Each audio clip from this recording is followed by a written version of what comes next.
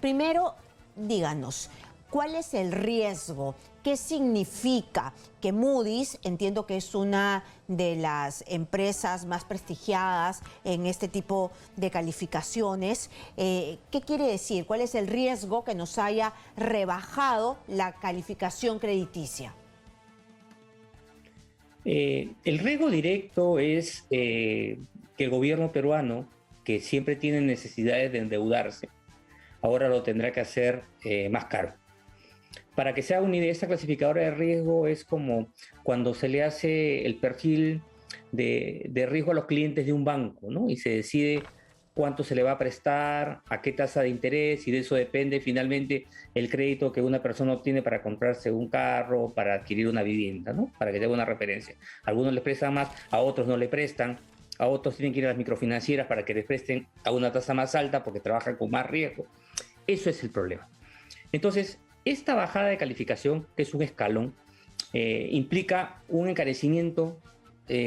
Claro que cuando uno de repente lo ve en los mercados va a significar, no sé, quizás 0.25, no lo sé, por ciento más, seguramente en futuros endeudamientos de una tasa de referencia, pero como nos endeudamos en miles de millones de soles, al final, Es un a montón. futuro puede terminar generando un mayor pago por esa deuda, por los intereses de la deuda. Y el tema no queda ahí, el tema queda en que al final estas tasas de interés son referencias también para el mercado interno, para los bancos, entonces también eso implica el encarecimiento futuro de los créditos.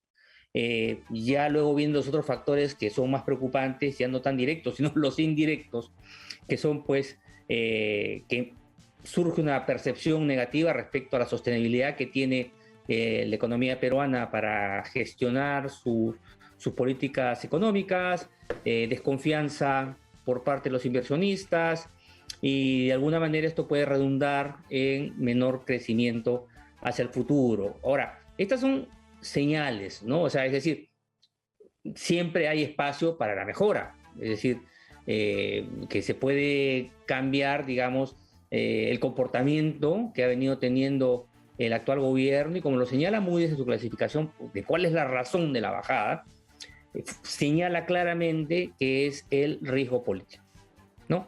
Hace menciones o comentarios, yo creo, relativamente buenos de las intenciones, ¿no? Y gestos del ministro de Economía, del MEF, por tratar de llevar las cosas en orden, pero por otro lado, pues señala que la parte política no la acompaña, ¿no? Porque cada vez que el premier o el ministro dicen algo, tiene siempre que salir el ministro Franque a poner un poco, trazar la raya en la cancha y decir no salario mínimo, no está en agenda, no asamblea constituyente, no va a haber intervención del Estado, no va a haber control de precios, Tiene pero que por salir otro a lado poner se escuchan paños estas fríos. voces. Ese es el problema. Tiene que salir a poner paños fríos, porque también Moody's dice de que esta perspectiva estable, porque ellos dicen, a pesar de bajar un escalón, tenemos perspectiva estable, pero pasaría a negativa si es que se insiste con la Asamblea Constituyente. Hasta ese desagregado hacen, ¿no? Efectivamente, porque una asamblea constituyente implica cambio completo en las reglas de juego. Entonces tienen que hacer un análisis también hacia futuro, un poco tratar de darle forma a la expectativa, a la intuición, ¿no? Entonces dicen, oye, mira, si vamos a entrar siguen insistiendo con el tema de la asamblea, pues es muy probable que a futuro se pueda esto concretar en un cambio en el capítulo económico en la Constitución. Claro, uno dirá, oye, pero para eso falta ¿cuánto tiempo? No, para los inversionistas es importante porque eso implica en cuánto tiempo van a recuperar sus inversiones, ¿no? Entonces, es una valoración importante la que tienen que realizar sobre ese punto. Y a propósito de lo que has mencionado, las clasificadoras de riesgo pues siempre tienen dos comentarios, ¿no? Dos variables o mensajes centrales. Una es la clasificación, que es la bajada, y la otra es la perspectiva, ¿no? Entonces ellos dicen, ¿qué significa la perspectiva estable? Que por el momento no vemos que se deteriore más.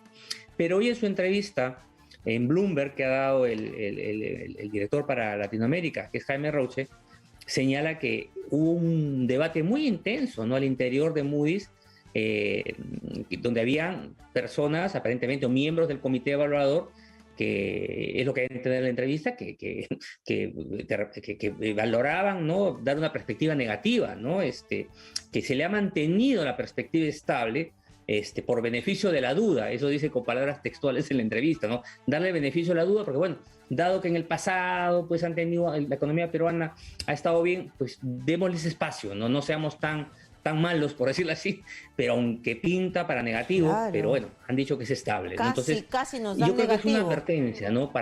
Yo creo que viene bien la advertencia, y para que haya una reflexión interna, ¿no?, dentro del gobierno. Yo creo que, viéndolo por el lado positivo, yo creo que esto le puede dar un mayor respaldo al ministro Franque para trasladar sus mensajes y decirle al presidente y decirle al premier que esto no es broma, ¿no? Que por favor ya paren con este asunto, que necesitamos gobernar. Uno necesita ser presidente, el otro necesita ser premier, y trasladar mensajes ecuánimes, que las cosas que dicen tienen finalmente repercusiones en el ámbito económico y que nos puede costar caro, y esto lo pagan finalmente los peruanos de a pie, ¿no? Con menor financiamiento o financiamiento más caro, ¿no? Exministro, pero esta clasificadora de riesgo Moody's, ¿es la única? ¿Es la más importante? ¿Las otras han dicho lo mismo? ¿Coinciden? ¿Por qué le tenemos que hacer caso solamente a esta? Sí, hay varias clasificadoras de riesgo en el mundo. Las tres más relevantes pues son Moody's, Standard & Poor's y Fitch. Son las tres referentes, ¿no? En Moody's, a ver, cada calificadora trabaja por su propio, de manera independiente. Es como que usted fuera una alumna y tiene tres profesores, ¿no? Y cada profesor la valora usted con diferente calificación. Hay profesor que califica más fuerte, otro que es un poquito más abierto, no lo sé, no es su calificación. Entonces, hasta antes de este cambio, Moody's nos daba un nivel de calificación un poquito más alta que lo que nos daba Standard & Poor's y Fitch, ¿no? Hoy ha bajado su calificación Moody's, ¿no?, la que hemos visto ahora. Standard & Poor's y Fitch todavía no. Entonces, ¿qué pasa con las otras? Pues las otras son independientes en definir si van a seguir lo que ha comentado Moody's, si se van a quedar todavía en ese nivel, a ver qué perspectivas o qué elementos tienen en cuenta para valorar lo que viene en los siguientes meses, años. Entonces, lo que hay que tomar en realidad es un poco ver las tres, ¿no? Pero ya que una cambie, que uno de tus maestros te enseña, o los que te supervisa, te está diciendo que la cosa va mal, hay que tener cuidado, ¿no? Y evitar, ojalá que se pueda, que las otras clasificadoras tomen similar decisión, ¿no? También hay otra noticia que viene ligada a lo que yo comentaba al momento de la presentación, de que los precios están subiendo, las amas de casa, la gente, los trabajadores están sintiendo que cuando vas a comprar el pollo, el arroz, los productos de primera necesidad y sobre todo el balón de gas sigue subiendo, a pesar que el ministro de Energía y Minas ya hace un par de semanas dijo que el GLP iba a ingresar a este fondo de estabilización, pero todavía no se hace efectivo. Y hay una noticia: inflación anual asciende a 4,95% en agosto y marca hito histórico. La inflación es lo que hace subir los productos, ¿no? Efectivamente, ¿no? La inflación es justamente la medición de cómo los productos van subiendo, ¿no? Incluso, evidentemente, uno puede hacer un seguimiento diario, algunos de sus precios. Minagri tiene un seguimiento diario de los precios en los mercados, ¿no? Y uno ve esta presión que se está presentando. Pero veamos, ¿no? Ahí hay varias preguntas, ¿no?, que me has hecho. Hablemos primero del concepto de precios en general. Digamos, hoy tenemos un efecto por varias vías sobre la inflación. Un componente son los precios internacionales de varios productos, algunos productos directos de consumo, otros insumos que se utilizan para la producción de otros bienes, ¿no?, como para la producción de aceite, para la producción de pollos, ¿no?, que se necesita importar maíz, etcétera. Eso ha venido subiendo con fuerza como consecuencia de la fuerte demanda en los mercados internacionales luego de la pandemia, ¿de acuerdo? Entonces hay un proceso internacional de inflación, de incremento. Eso es verdad, ¿no? Pero por otro lado, en el caso peruano, ¿no? Se estima que del nivel de inflación que tenemos actualmente, aproximadamente 1,5 puntos, 1,5 de ese 4, por ejemplo, que has estado comentando, corresponde al tipo de cambio, ¿no? Entonces, sí ha habido algún efecto, ¿no? Como consecuencia de todo este ruido político y desconfianza con la salida de dólares que ha afectado y encarecido la importación de productos en el Perú. Entonces, Y el tipo es un de poco para cambio darle sí contexto es, general. y el tipo de cambio sí es impacto directo por la inestabilidad política. Sí, yo diría, a ver, efectivamente ha habido una corrección de tipos de cambio en varios países, pero en el caso peruano, por otro lado, a diferencia de otros países, ha tenido una fuerte entrada de dólares al país como consecuencia de las exportaciones de los minerales. O sea, hay una cantidad de dólares súper importante, digamos, que hubiera, a diferencia de otros países, hubiera contenido cualquier presión que ha existido en otros lugares.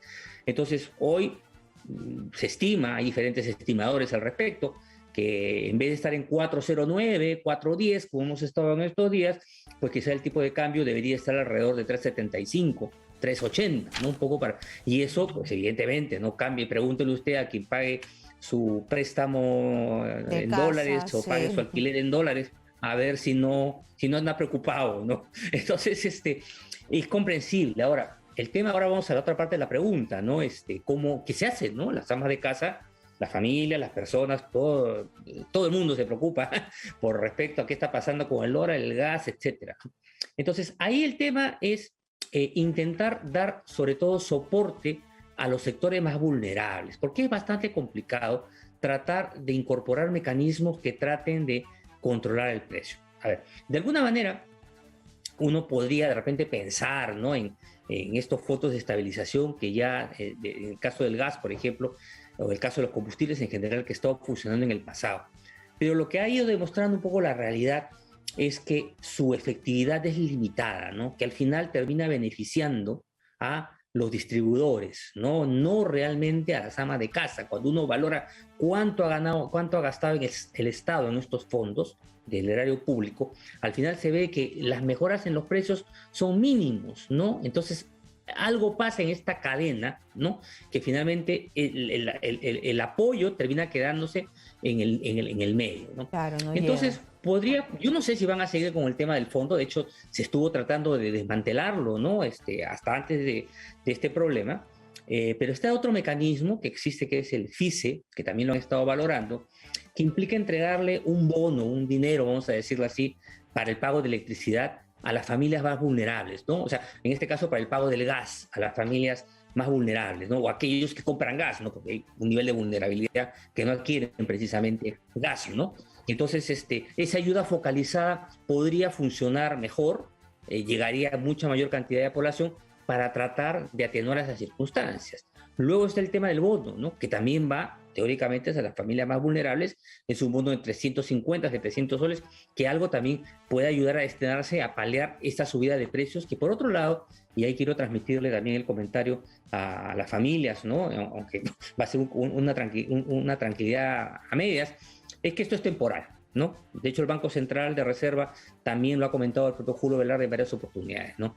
Ya los países en el mundo están empezando a hacer ajustes, sus propias economías, ¿no? Quitar las ayudas, los estímulos que habían ahí, y eso al final va a llevar a una menor demanda y se prevé que los precios empiecen a bajar, y por tanto yo creo que estamos en estos momentos en el pico de la inflación, ¿no? Yo creo que esta inflación importada, esta inflación que viene del crecimiento mundial, y debiéramos experimentar un escenario ya en los próximos meses de una normalidad, ¿no? Y esperemos, pero las ayudas tienen que ir más en la focalización, porque cuando uno va al control de precios, los controles de precios genera escasez, genera desabastecimiento, genera al final mayor especulación. Entonces hay que tener mucho cuidado con cómo se maneja esa parte, ¿no? No quiero que se me acabe el tiempo, y ya se nos va a acabar porque nos tenemos que ir a la pausa, y quiero que me diga qué le ha parecido esta exposición del presupuesto. Le han dicho al país el primer ministro y el ministro Franque que le van a inyectar plata al tema de la salud, como lo habían prometido, y también a la educación, pero escuché al congresista Bustamante que le decía, pero ¿cómo? Acá no hay tanta plata, porque ustedes ustedes están comparando con el presupuesto de apertura y ponía el ejemplo de la salud. Y se ha en realidad invertido mucha más plata en el presupuesto de cierre del año pasado. Entonces, usted ya habrá visto los números porque ya se conocen desde hace varios días. ¿Qué le parece cómo han distribuido el presupuesto? ¿Pinta bien? ¿Pinta más o menos? ¿Pinta feo? A ver, acá hay dos cosas, ¿no? El presupuesto va a depender muchísimo de la manera como se logre gestionar la economía. Eso es evidente. Parte de los supuestos. Hay algunas discusiones respecto a si los supuestos han estado bien o mal encaminados. Eso habrá que monitorearlo con mucho cuidado. Pero de todo este tema, más allá de las cifras generales, que yo creo que está bien en tanto se pueda cumplir las expectativas, está el tema de salud, ¿no? Hoy estamos a un nivel de vacunación del 30.8%, si no me equivoco, al día de hoy, de personas, de población peruana con 2 dosis, ¿no? Y nuestra meta es 75% este año. ¿No? Todo indica que va a ser complicadísimo, difícil, imposible llegar a la meta de 75%. A mí lo que me preocupa es que hay provincias, ¿no?, que al ritmo de vacunación actual llegaría a la meta del 75% en 4 años, ¿no? Entonces a mí me preocupa que se esté de repente minimizando el tema de la vacunación y están ocupados en otro tipo de discusiones, ¿no? Con una tercera ola que puede estar llegando, y ahí sí, ya no estamos hablando de un impacto sanitario, sino un impacto también económico, ¿no? Si esta tercera ola no logra ser bastante contenido, si nos encuentra con este nivel de vacunación, además que el ritmo de vacunación ha bajado, uno ve las cifras, ha llegado con una meseta más o menos en el ritmo hacia mediados de agosto y luego se atenuó y está reduciéndose incluso. Entonces, ahí yo veo la gran debilidad, la gran incertidumbre que puede cambiar a negativo, lamentablemente, cualquier expectativa de recuperación. Entonces hay que tener muchísimo cuidado. Yo le metería la mayor cantidad de dinero posible al tema de vacunas, vacunatones diarias. Hay experiencias en España, que es el líder mundial actualmente en vacunaciones, ya llegó a la meta del 70%, sí. Un país que tiene 33 millones de habitantes, vacunando 24/7. Todos los días, de madrugada, uno va a vacunarse. Yo creo que ahí es lo que tiene que apuntar y no mezquinar recursos, ¿no? Que al final el costo puede ser muchísimo mayor para todo el mundo.